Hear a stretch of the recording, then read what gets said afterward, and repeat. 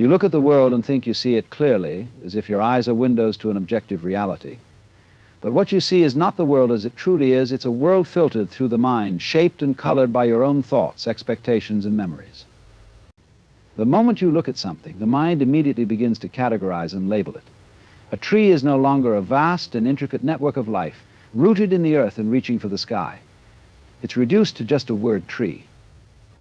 The living, breathing essence of what stands before you is obscured by the concepts imposed upon it.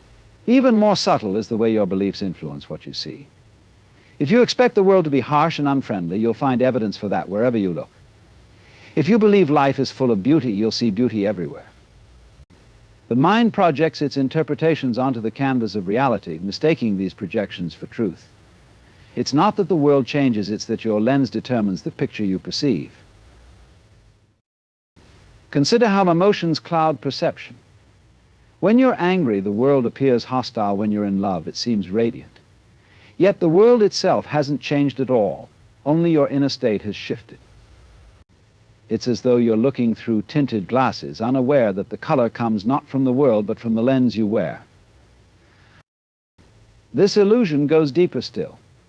The very act of observing separates you from what you see, creating a false sense of duality.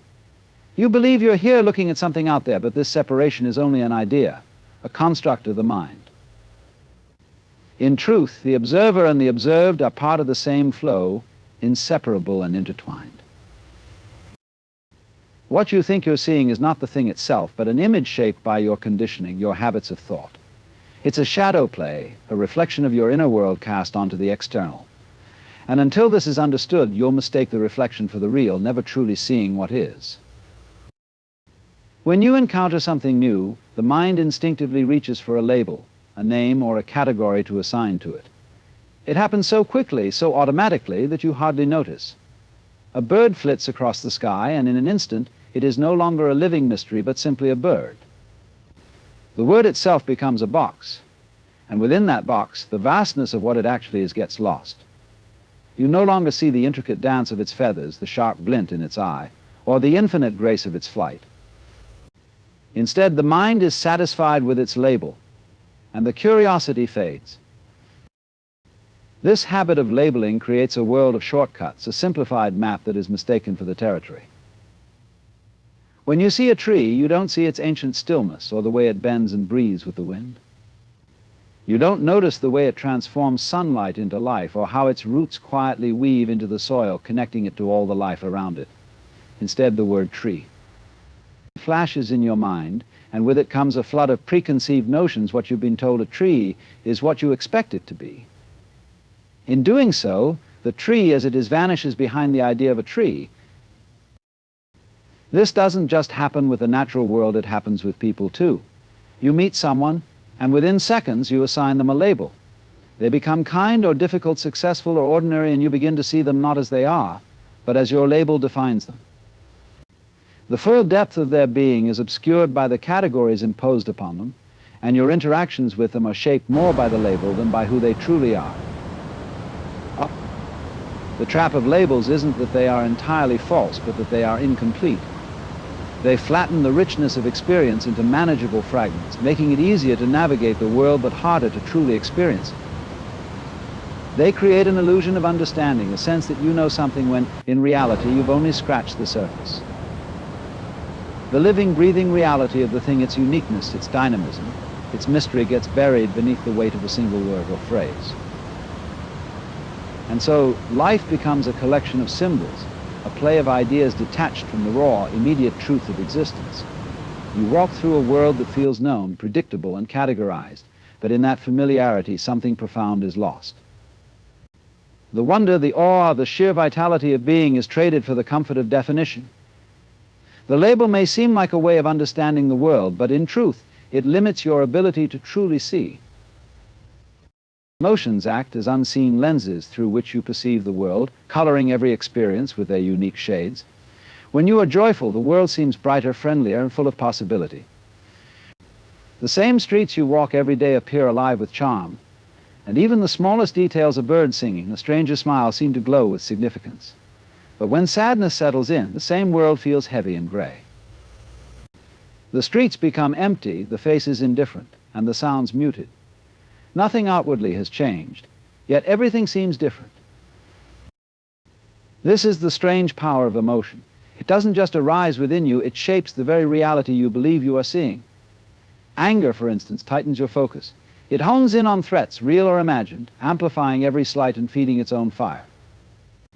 When anger fills your vision, the kindness of others fades into the background, replaced by hostility that may not even exist. On the other hand, fear shrinks the world. It draws boundaries around your comfort zone, making everything outside of it seem dangerous or overwhelming. Yet emotions aren't just distortions, they're also filters. They allow you to notice some things while completely ignoring others. Love, for example, has a way of softening the edges of the world. It magnifies beauty and generosity, often blinding you to flaws or difficulties. While this can be deeply enriching, it also reveals how much of your perception is tied to the state of your heart, not the facts of the moment. The trickiest part is that these lenses are often invisible. You don't realize you're looking through them because they feel so natural. It's easy to believe that the world itself has changed, that the universe has become cruel or kind or indifferent, when it's really the inner weather of your mind that has shifted. The more intense the emotion, the more it consumes your perspective, until it feels as though you are seeing the world clearly, even when you're not. But this isn't about rejecting emotion. Emotions are part of life's flow, arising like waves and subsiding again. The key is recognizing them for what they are: temporary, powerful, and deeply personal filters.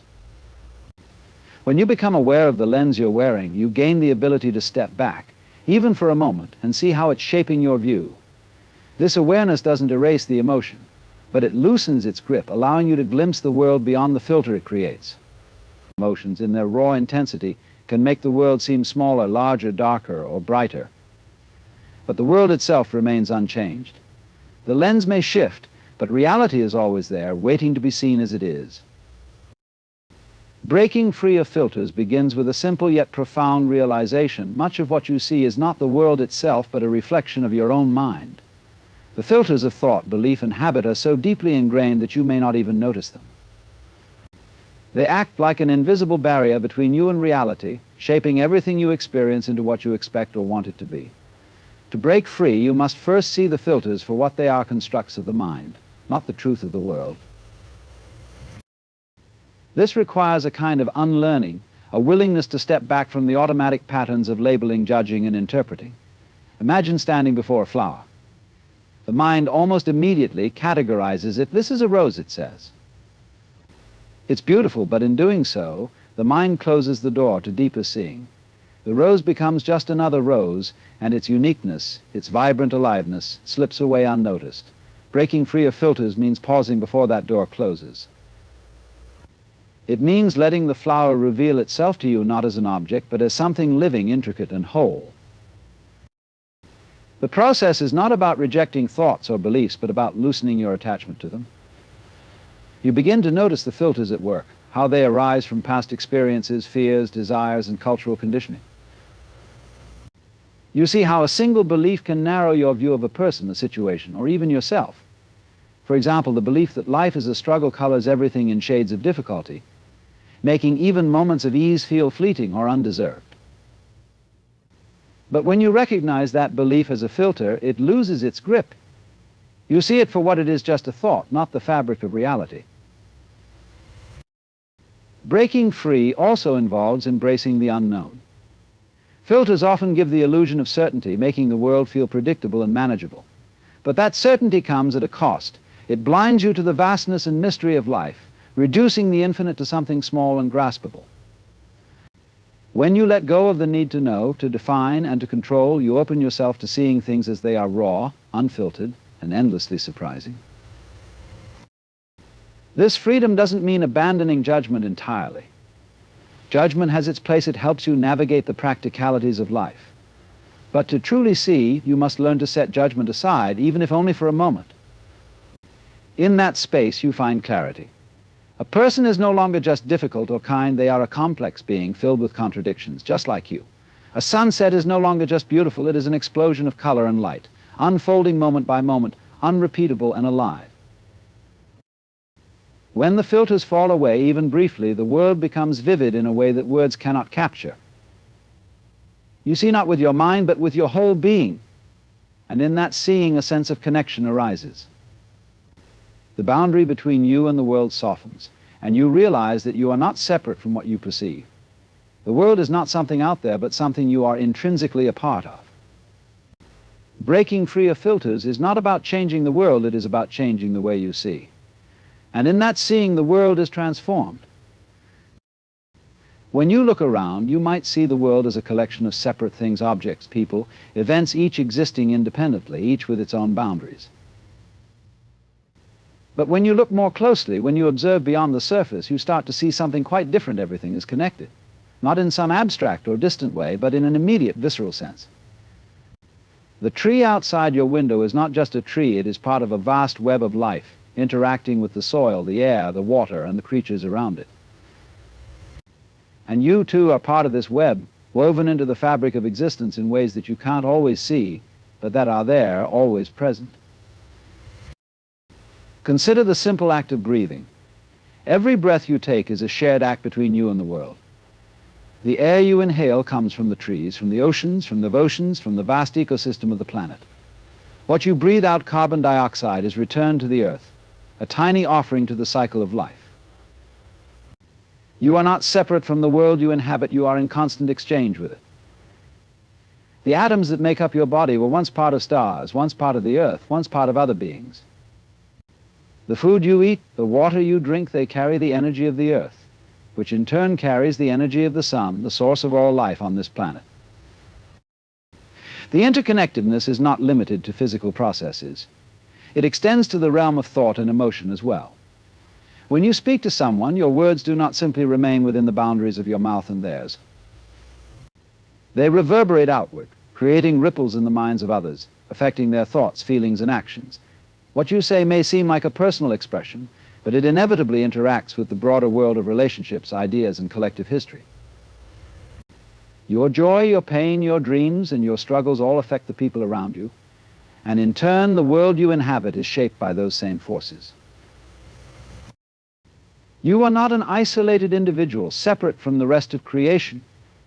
You are a node in a vast living network, always in relationship with the people, the land, the air, the sea, and all of existence. This web of life doesn't end with you, nor does it begin with you. It stretches backward in time to the very origins of the universe and forward into the infinite unfolding of existence. Every action you take, every thought you have, every moment you experience is part of this great ongoing flow. Even the smallest act of kindness or a simple glance at another person sends waves of energy through this network. A smile given to a stranger, an encouraging word shared in a moment of need, these ripple out into the world, transforming the people who experience them, and in turn, transforming the world.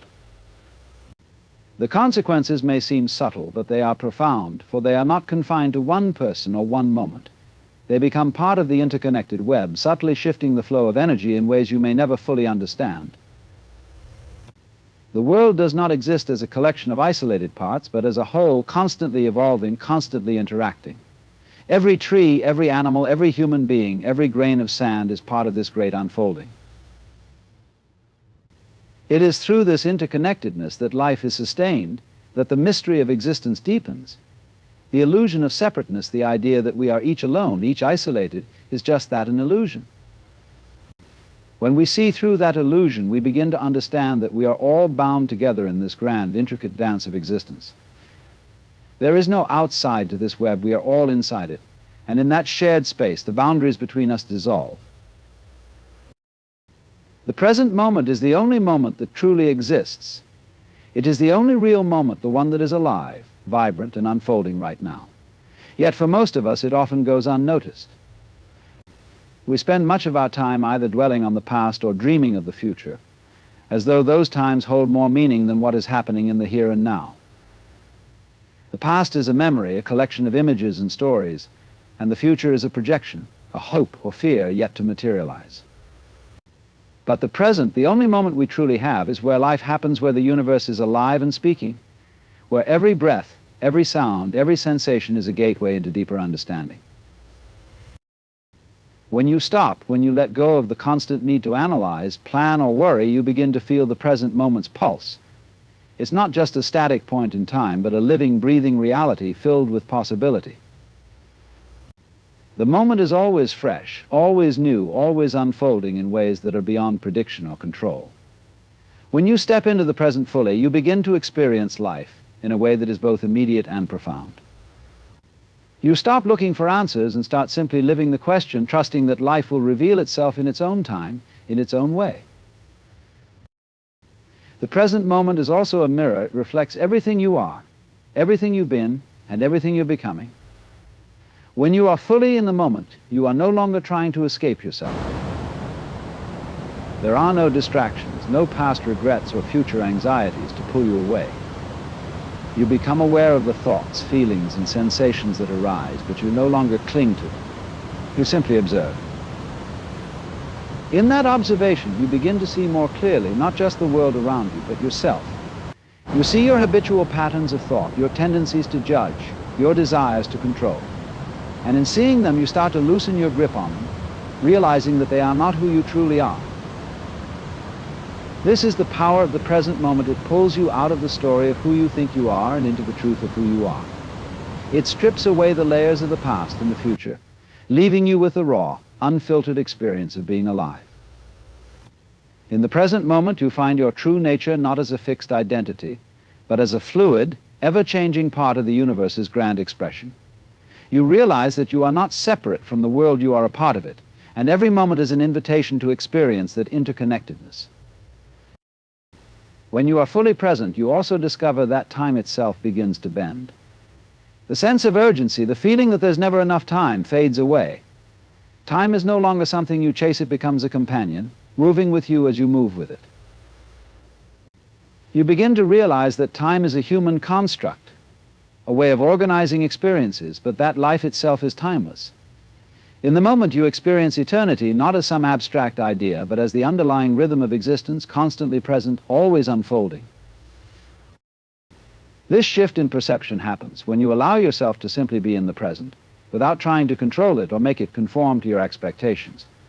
The moment becomes a doorway to something much larger than yourself. When you enter it fully, you cease to be an observer of life and become life itself, moving through the present in a state of flow without resistance.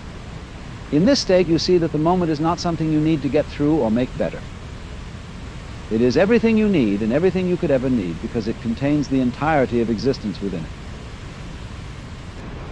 In the present moment, you are free from the distractions of the past and the anxieties of the future. You no longer need to search for meaning, because meaning is found in the very act of being present. Each moment is a gift to treasure, and when you open yourself to it, you realize that the universe is constantly offering itself to you, right here and right now. The more you embrace the present, the more you begin to see it for what it truly is, a gateway to the vast, boundless nature of reality.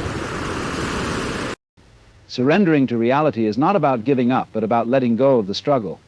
So much of our energy is spent fighting against what is, trying to control life, to mold it into something we can predict and manage. We resist the flow of life because it doesn't match our expectations or desires. We want things to unfold according to our plan, our timing, and when they don't, we experience frustration, stress, and a sense of disconnection.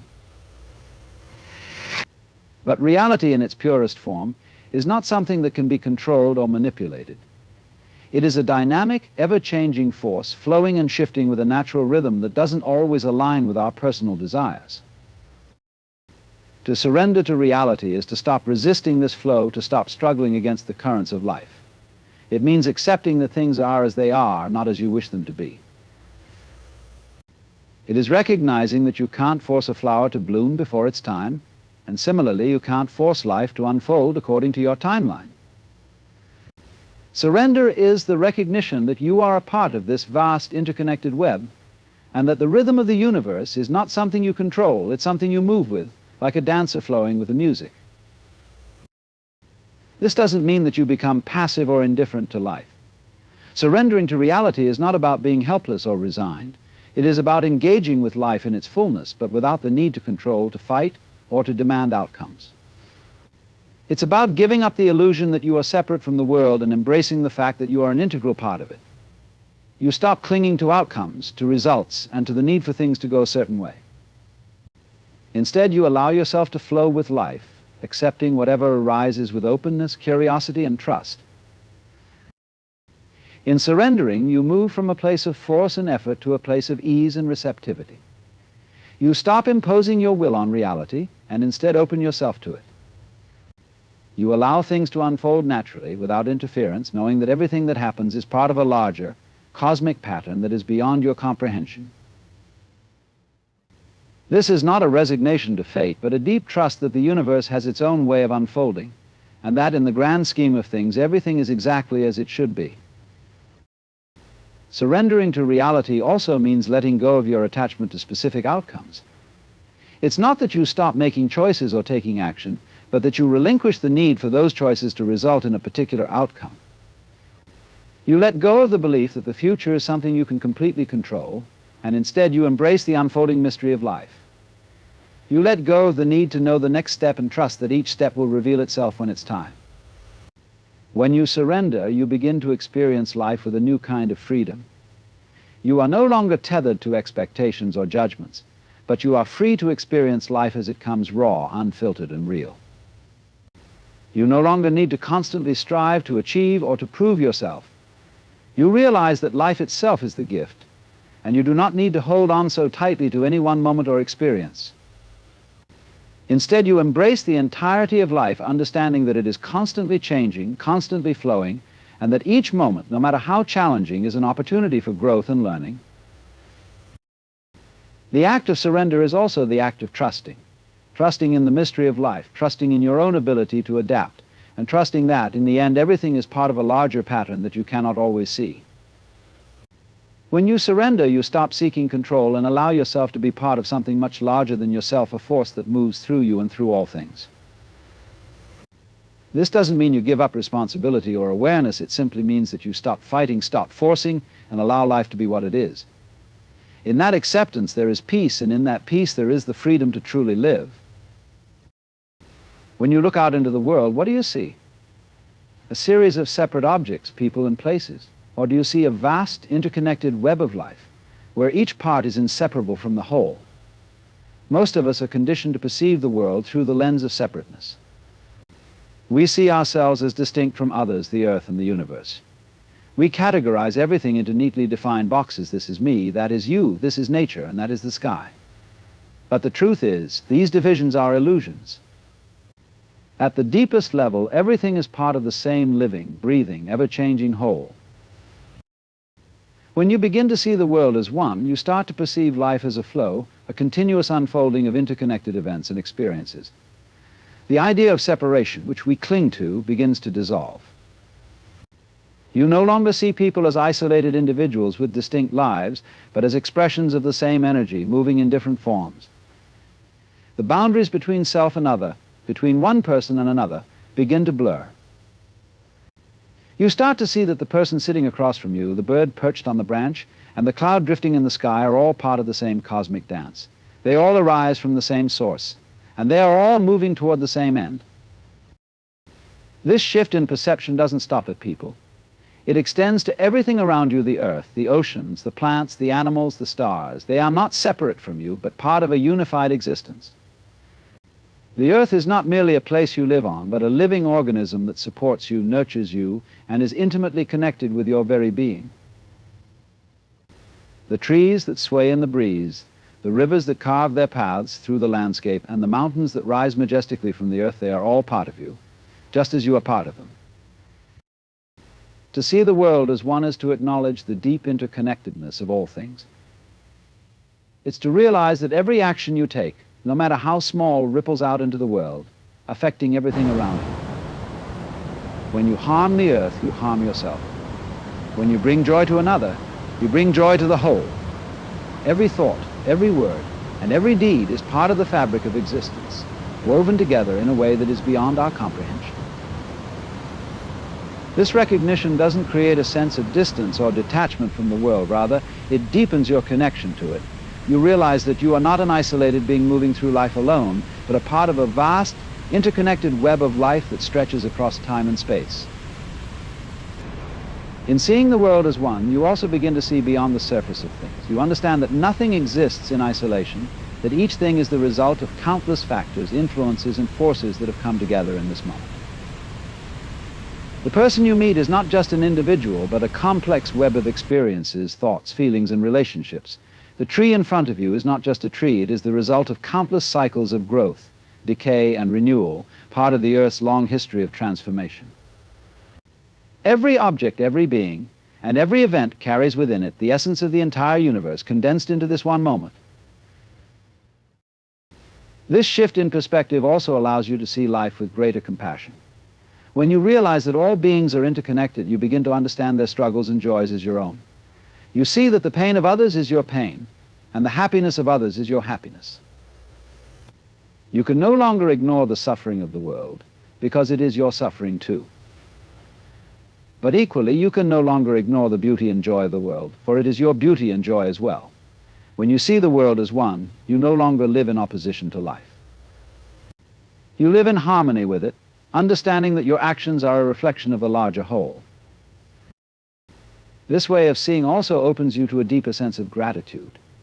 Every moment becomes an opportunity to recognize the miracle of life, the miracle of being alive, of being a part of this vast, interconnected universe. The small things, the rustling of leaves, the warmth of the sun, the laughter of a child become profound reminders of the unity that exists in all things. There is no distinction between the sacred and the ordinary, for everything is sacred, everything is connected, everything is one. When you see the world as one, you no longer live in separation from it. You live in unity, in alignment with the flow of life, and in harmony with the whole. In the end, the truth that emerges is simple yet profound. The separateness we perceive is an illusion, and the world around us is not a collection of isolated entities, but a vast interconnected whole.